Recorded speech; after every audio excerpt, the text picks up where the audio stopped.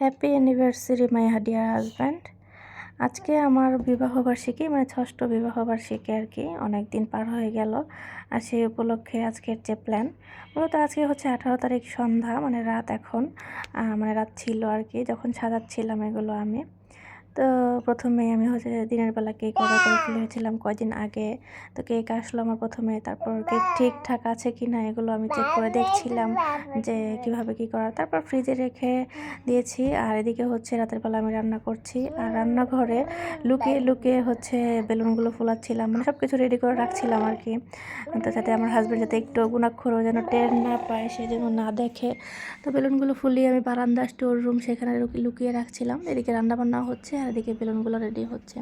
তারপর এগুলো হচ্ছে আমি গোছাগুছি করছিলাম, বিছানা গোছানো বাকি, আর এদিকে আমার মেয়ে দুষ্টামি করছিল। আর মূলত আমি আমার হাজব্যান্ডকে বলেছিলাম যে আমার ফ্রেন্ড আসছে বাসায়, তুমি আমার রুমে আসবে না, ডিস্টার্ব করো না, মানে ও হচ্ছে আমার সঙ্গে আছে। বলে আচ্ছা ঠিক আছে, তুমি তোমার ফ্রেন্ডের সঙ্গে আড্ডা দাও, সে আমাকে ডিস্টার্ব করে নেই, সে অন্য রুমে লুকিয়েছিল বলতে সে অন্য রুমে ছিল। সে একটুও টের পায় নাই যে কীভাবে কী করছি একা একা সব কিছু, সে জানতো না। মূলত আজকে রাতে 12টার সময় সারপ্রাইজ দিব তাকে, সেজন্য হচ্ছে আগে থেকে এই প্ল্যান করা। এদিকে আমার রেডি করা সব কিছু শেষ, কেকও না শেষ, মোটামুটি সব কিছু রেডি। আমিও একটু শাড়ি পরে সুন্দর করে রেডি হয়ে নিয়েছি, সারপ্রাইজ করবো রাত 12টার সময়। আর এদিকে তাকে আমি মেসেজ দিয়ে বলেছি রুমে আসো।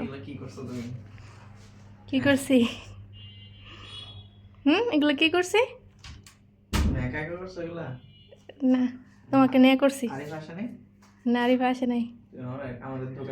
হ্যাঁ, আরিফা আসছে, আরিফা সুন্দর করে সাজাই করে দিয়ে গেছে। তুমি জানতো আগে থেকে?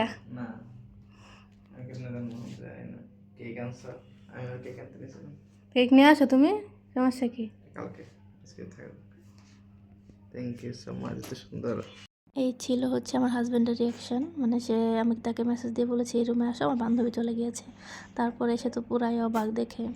তারপর হচ্ছে আমরা মানে 6 অ্যানিভার্সারি, যেহেতু 6টাকেও অর্ডার করেছিলাম অনলাইন থেকেই, তো এগুলো রেডি করে এখন আমরা কেক কাটবো। আর এদিকে কিছু ভিডিও নেওয়া করছিলাম আমরা, আমার হাজব্যান্ড আর আমি মিলে কিছু রিলস বানাচ্ছিলাম। আর এদিকে হচ্ছে 6 অ্যানিভার্সারি এগুলো লেখালেখি করছিলাম, দুষ্টামি করছিলাম।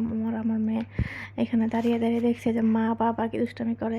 মাঝখান থেকে আমি আমার মেয়েকেও একটু রেডি করে নিলাম, আর এখানে আমরা হাসাহাসি করছিলাম, রাগারাগি করছিলাম, যাই করি না কেন সে একটু ভুল করেছে, তো আমার রাগ উঠে গিয়েছে, তো আপনারা দেখলেন।